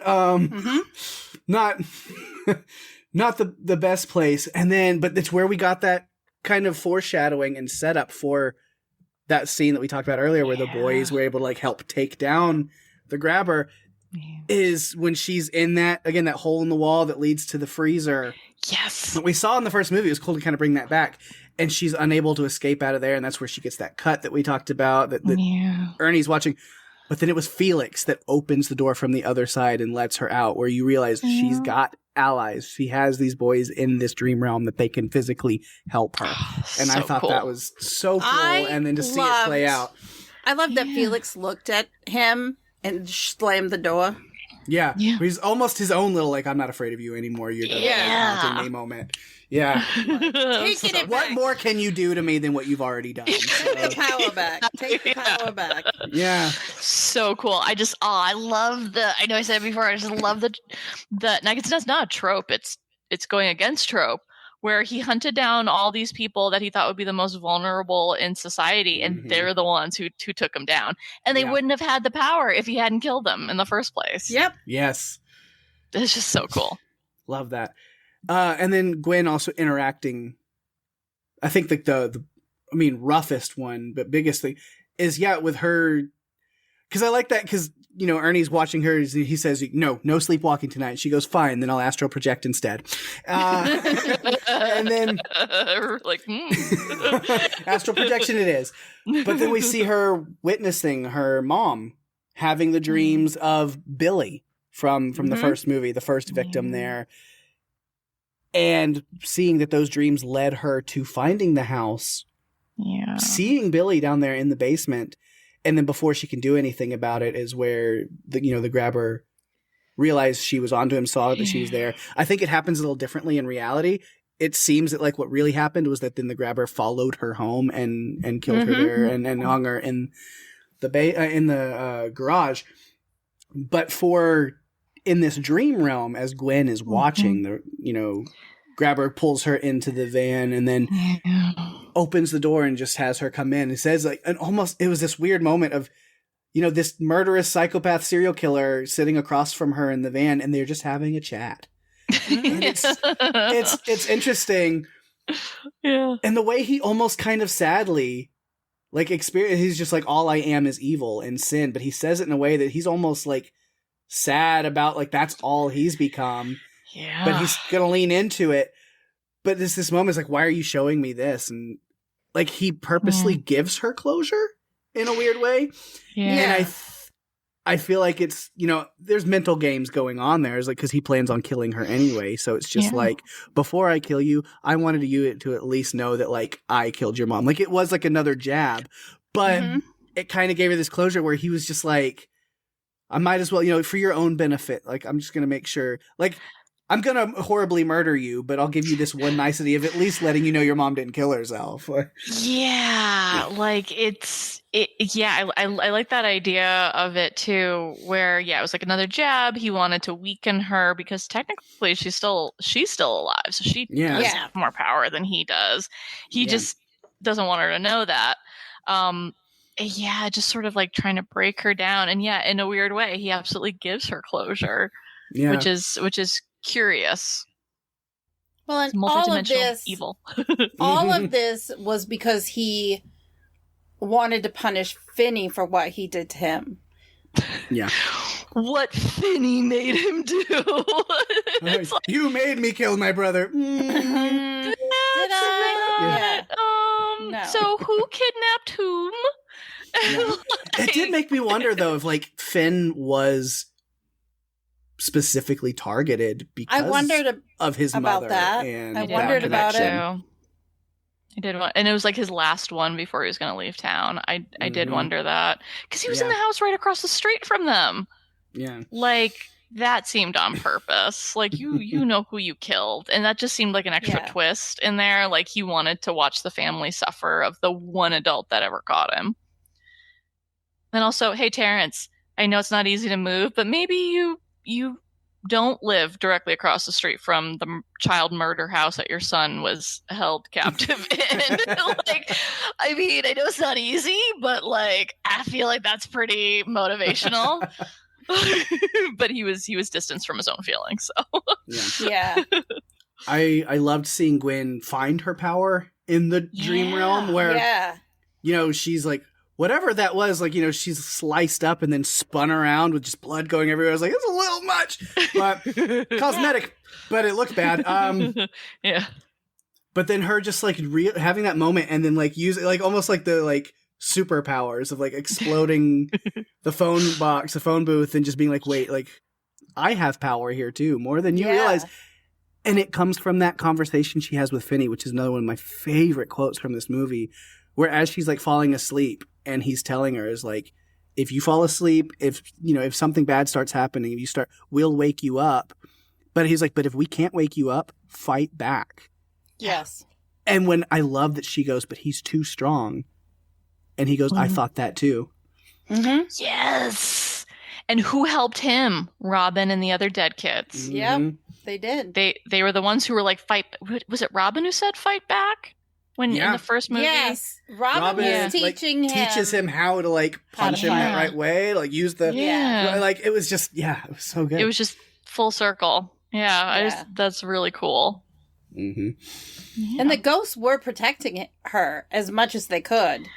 Yeah, absolutely. Like once they stopped terrorizing her, and then they were like, "Oh, okay, that's probably not the best way to do this." I guess it's just a ghost thing that, like, even if you have the best intentions, you can't help but just do everything in a very spooky, scary way. Which I like that Finn's like used to it. I liked seeing his arc. Yeah.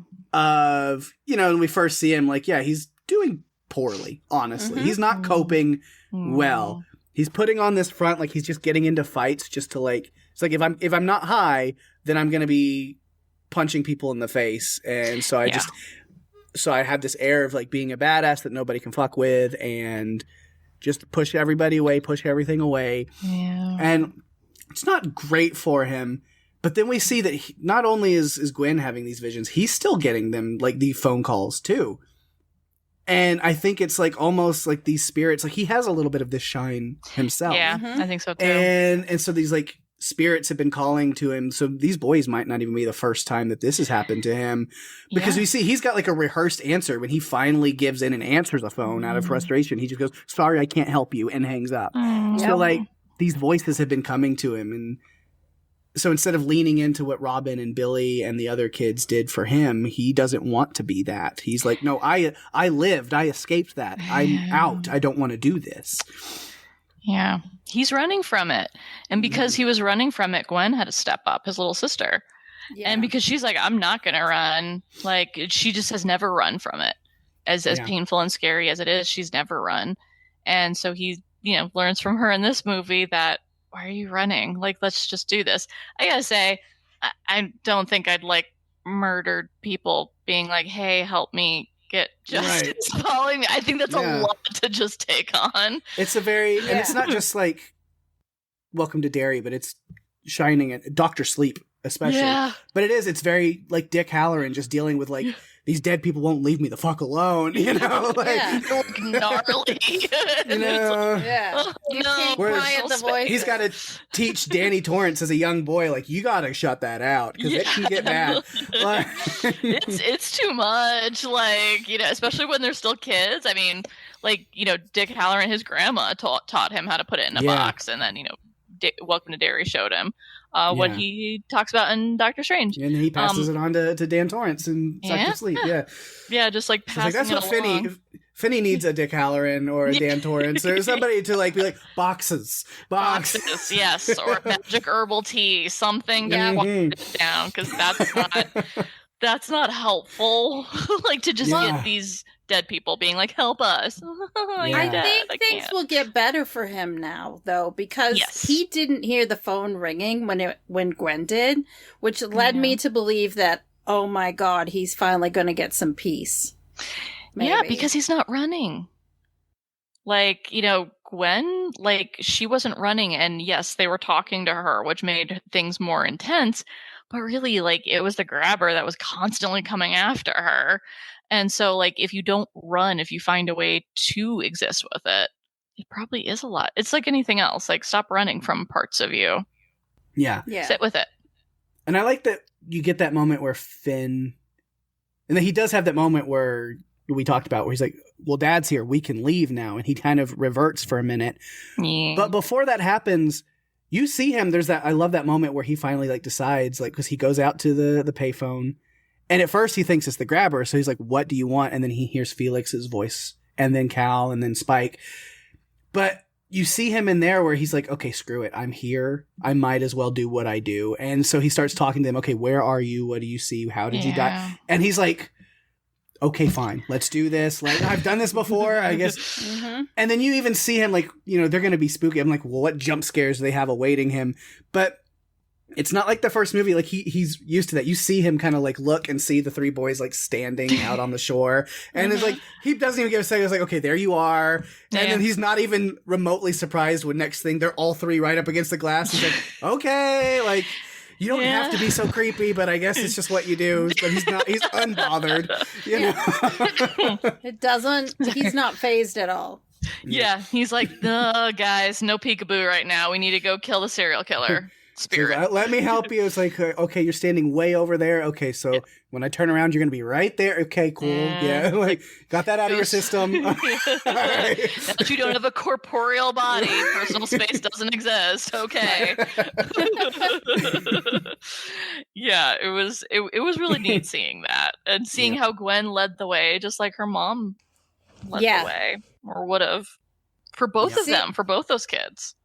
Yeah, seeing her step up, I feel like now she's learned to embrace the gift that she has instead of being afraid of it. And I think her dad, too, is not going to be freaking out about it anymore.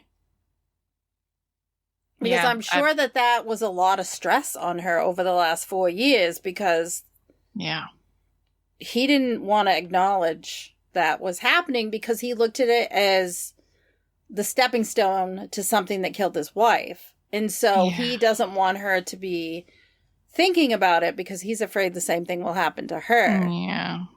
Especially since he's really mellowed from what we saw in the first movie. Absolutely. And if he had just connected to her, and like he does later on in the movie, but if he just said like, hey, I'm worried because this is what led, not the way he did in the first movie, but being like, hey, I don't like bringing, like just being an emotionally attuned parent. Hey, just feel like you were describing, Pig, of like, hey, like you're feeling some things, talk to me about it. Because guess what? That also helps people who see things and might be a danger to themselves. You got to just help them talk about it. Like, and so be like, hey, it just scares me because that's what killed your mom, or, you know, however he wanted to phrase it. And she could be like, yeah, no, I'm not like that. I'm not feeling that. I actually want more support, not less. Because he's replaying it. He's doing to her what he did to Hope, and look how that happened anyway. Like, you're crazy. Don't think about that. All done. Like, I wish it was solved. Like, we're all good then, Terrence. How'd that work out for you the first time around? So you thought. I thought it was interesting how each of the kids was carving something in the ice as they were like just before they sunk down, and we got the WBH. Yeah. And that helped them connect the dots to who the person was. Mm. And when Mondo got the picture from the wall and pointing out, well, this is me and this is your mom, Mm-hmm. I knew that he was going to be in that too. That he was going to be part of it. Yeah. Whenever someone shows you those pictures, we're like, we're going to look for the the killer in here. Yeah. Immediately, I was like, all right, where's Ethan Hawke in there? You're like, they're in there. That's how it always works. These magical old photographs that they have. Now everything's online. Mm-hmm. I loved Mondo. I loved his character so much because, like, he was like a great like mentor to like these kids. Like, you can tell like he's great for the counselors that come through here and even the kids. But he's like, in a very like friendly way, a take no shit kind of person. Where I love, he's just like, so you were in the boys' cabin, we're not doing that again. Got it? Or like even with like Finn's weed, where he's just like, you can't do that. And then he's like, okay, what are you gonna do? Fire me? And he just kind of laughs it off. But then he's like, I'm also taking it with me still. But then leaving it with that joke, he was like, honestly, I'm doing you a favor. This is the best. This isn't even the good shit. I love, like, I know. It's like, oh, that's right. You were probably around the 60s. You went to Woodstock. He was just but immediately he clocks like that first morning. He's like, okay, why are y'all here? None of you went here as kids. Like, none of you were campers here. You not affiliated with any churches, so you wouldn't have gotten our stuff. Like, why are you here? There's obviously a point and a reason. And I don't think he was expecting, oh, I'm here on a supernatural hunt after a serial killer who killed these boys. You know, like, not what he's expecting. Yeah. But you saw how excited he was once he realized, like, who their mom was. Like, he was like, clearly they had, like, a great relationship when she was a counselor there. Yeah. I think it's good for them to connect with someone who knew their mom when she was younger. Because having lost her and been dealing with their father, to be able to reconnect with someone or connect with someone who knew their mom at that age and has stories. Yeah. I mean, Starlight was her name for a reason, which means she was a really bright light. Which was really heartbreaking to see his face in a way. Like, the actor, I wish I didn't put his name down.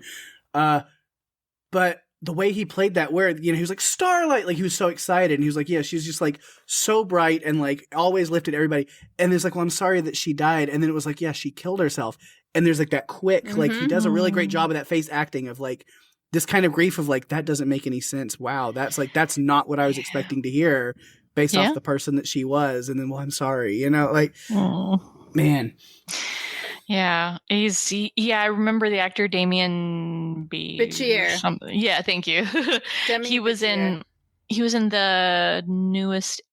He was in Prometheus. No, it was a sequel to Prometheus. Alien Requiem. I don't know. I'm getting it all mixed up. But he was in one of the Alien movies, the more recent ones. And he did a great job too. That actor is so magnetic, and it was sad, you know, whenever you hear something like that, like someone that you knew that was just this bright light. And it's like, wait, what happened? And almost like a little bit of disbelief, like, that's not who I remember. Yeah. And it sees like shows us like why he would be endeared to her kids and be more willing to follow through. I liked how him and Mustang really didn't push back that much against the supernatural. I mean, they did, but not as much as like Barbie and Ken. Like, I mean, like, Barbie and Ken. They really were. That's funny. I didn't think about that. I didn't either. Oh my gosh. Like they were like, that can't happen. It's like, you okay. Like, really believing in things that you can't really see? That's odd for you. Big stretch for you?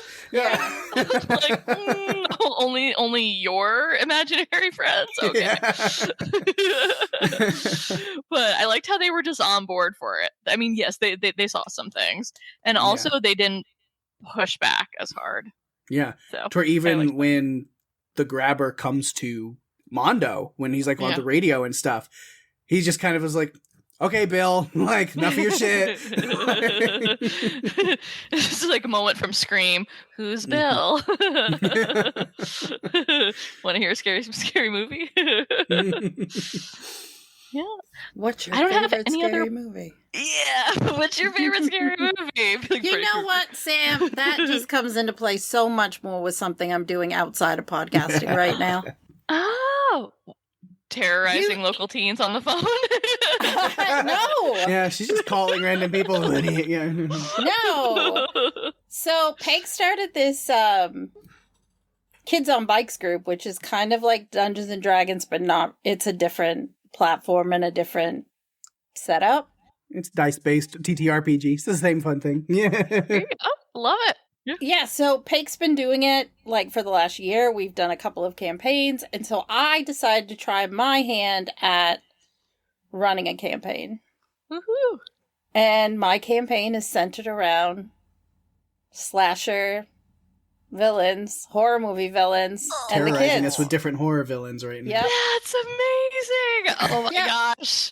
So are you like a good dungeon master? Master, is that right? DM, dungeon master, is that Game master?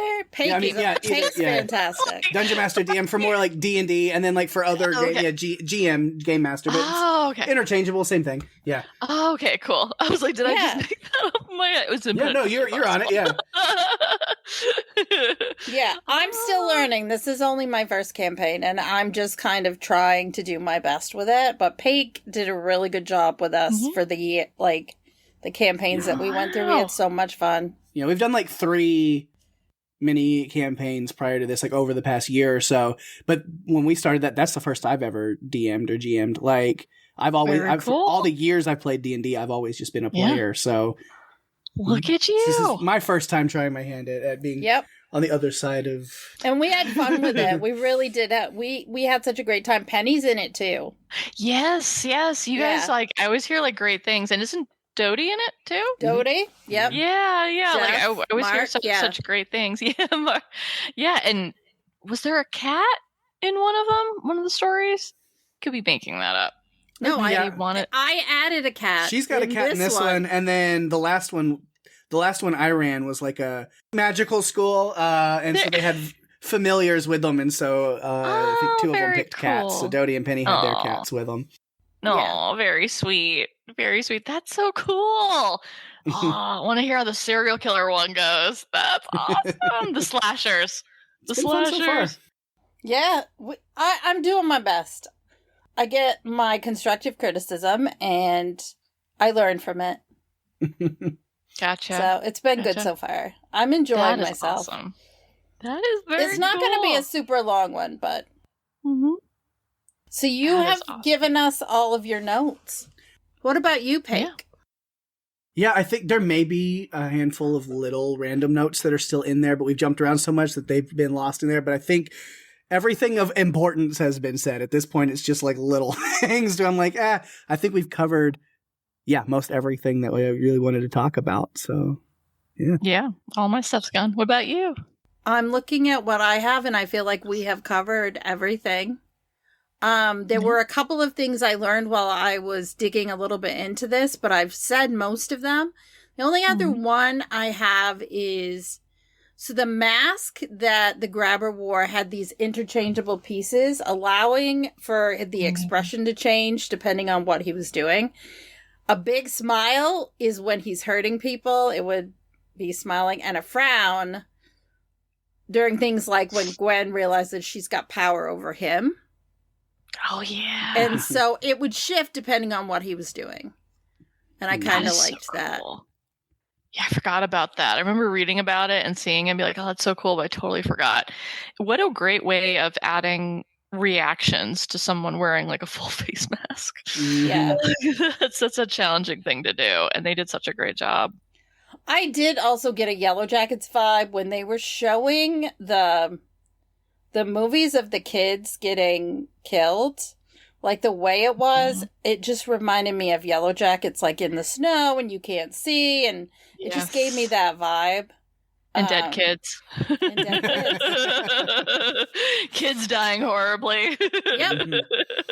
It's very Yellow Jackets. Yeah, no, I definitely got that too. I was waiting to see like the crown of thorns coming through, like the what is it in there? The Antler Queen. Thank you. Yeah. Yes, the Antler Queen. We've learned all about that now. We won't spoil it here, but we all know who the Antler Queen is now. I wouldn't say all of us. Not you. I haven't watched the latest season. Oh, yeah. So. Yeah. I'm like, my brain is so bad. I'm going to have to look at it, especially now. Forget it. It's like a sieve.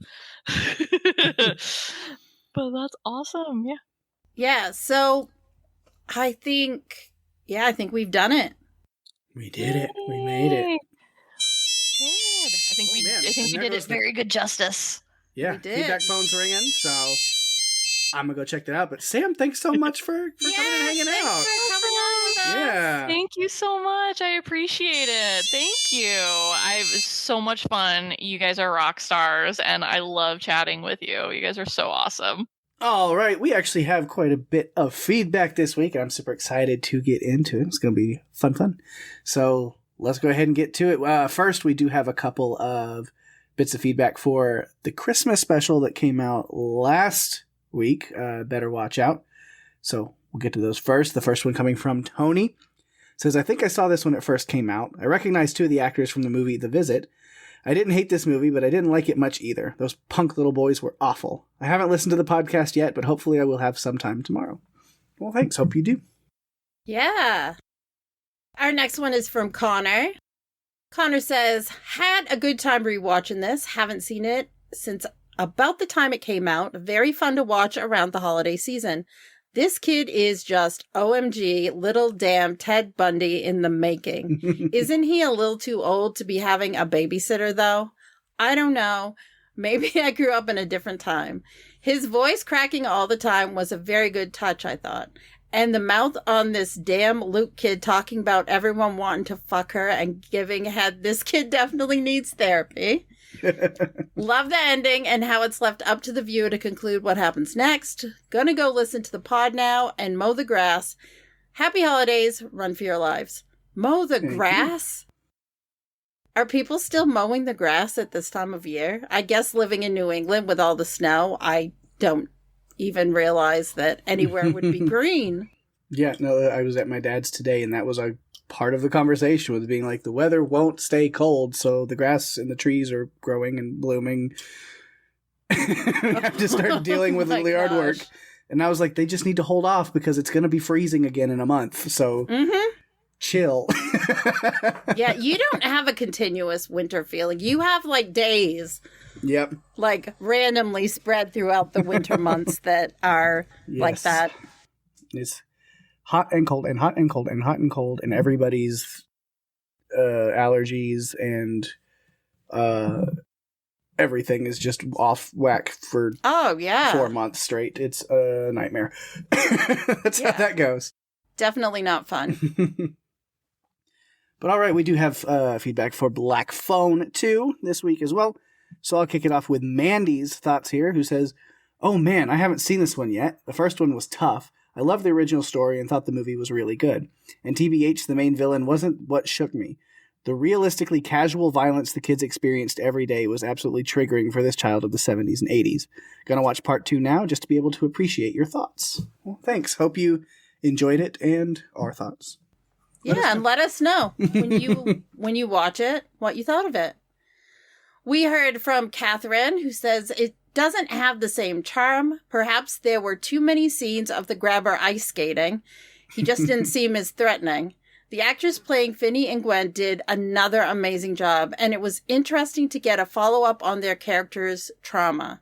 And Ernie was a nice addition to keep the memory of Robin around. I agree. And then Connor comes through on this one as well, who says, had fun with this one. I know a lot of people complain saying it's a Nightmare on Elm Street ripoff, but hey, I'm here for it. Loved bringing back the grabber in this fashion. The dream sequences are definitely my favorite part of the film. The way it's shot giving me serious Sinister vibes. Got some backstory on the grabber that was pretty good. Not as good as the first one, but still very solid. Scott Derrickson strikes again. Yes, he did. I'm interested in what he's going to bring us next. Yeah. Well, thank you all for your feedback. We really appreciate it.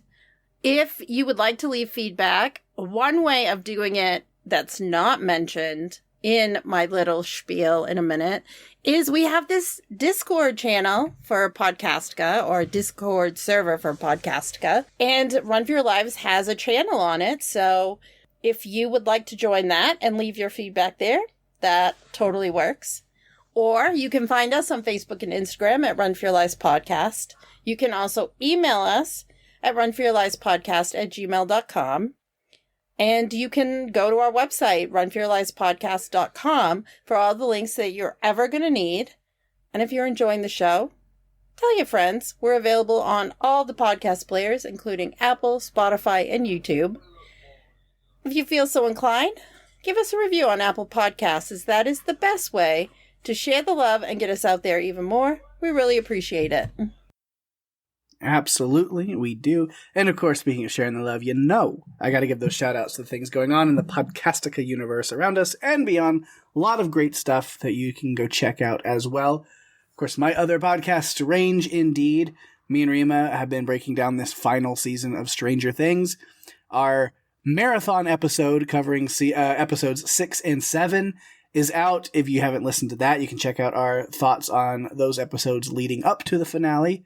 Of course, the finale aired just a couple days ago, and I've seen it, obviously. I watched it over New Year's, and we don't know exactly when we'll be recording, but hopefully pretty soon. But you've got some time still. Get your feedback and stuff into me and Rima over on Strange Indeed. We'd love to hear your thoughts if you've been watching that show, about the finale, this final season, the show as a whole, whatever you want.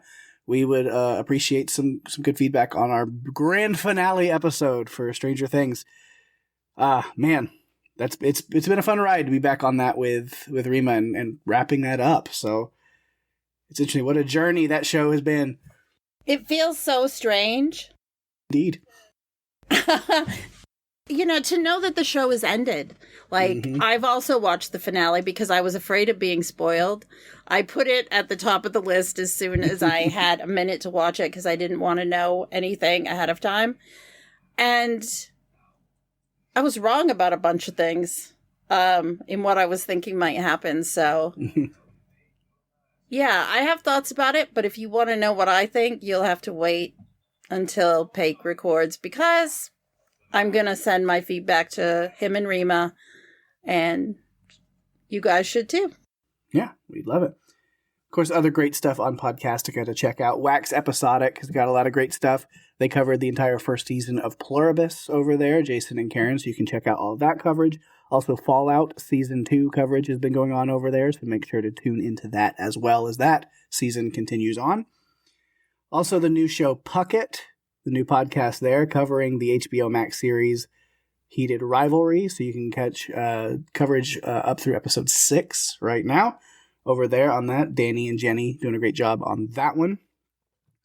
We also have a newer podcast called They Did What, kind of breaking down more documentary series and true crime and reality. And I say reality stuff, not like reality show like mud, but good stuff. Really interesting, true crime and documentary series. So Kelsey and Jen have been killing it over there. They just recently covered We Beat the Dream Team, which is a documentary about a group of college basketball players who beat the 92 Dream Team in a scrimmage game. So you can check that out. I totally remember that happening. That was so cool. And I haven't seen the documentary, but I'm going to have to check it out and listen to their coverage. So definitely check that out as well. And then, of course, our friends Penny and Becky over on Still Slaying this week to cover Season 4, Episodes 17 and 18 of Buffy the Vampire Slayer, as they continue to break down favorite episodes of that and doing rewatches of that show. So check that out as well if you're a Buffy fan. A lot of great stuff. Of course, if you want more of me and Daphne, you can check out our other podcast, the Buffalo Podcast, with our good friends Jeff and Jerry. We just get together, we take a little break from breaking down TV shows and movies and things like that, and just hang out. Try to make each other laugh, be ridiculous, play games, have a good time. It's always fun for us, and we hope it would be fun for you if you want to come check it out. Yeah, we do have a blast. We're still cranking away at it, and it's a ton of fun. All right. Well, this will be the part where I usually say, hey, you can come back here next week and we'll have something for you. However, holidays have been crazy. Our recording schedules have been crazy. Also with me marathoning through Stranger Things with Rima, schedules have been bonkers. So in order to like catch up on stuff, Daphne's about to take off for a little while for some traveling stuff. So we will take next week off, kind of settle some things in, but we will be back on the 16th. So don't worry, won't be gone long. It's just, yeah, schedules get hectic. You get it. But lots of great stuff for you to check out in our backlog, especially like some of the people who've been writing in that I feel are like newer listeners in some places that, you know, if you haven't, take a look through our backlog of episodes. We have so many. And I'm sure you can find some other great movies and stuff in there that you may not have listened to our thoughts on yet. So go do that. Definitely. Yep, I'm going away next week. We're still going to record, but we're not releasing anything until the 16th. And that episode, I'm just going to keep a secret. It's not a movie, that's all I'm going to tell you. But it's really fun. With that, we've reached the end of another terrifying but fun episode. Thanks, Sam, for coming on and hanging with us. It was such a great time.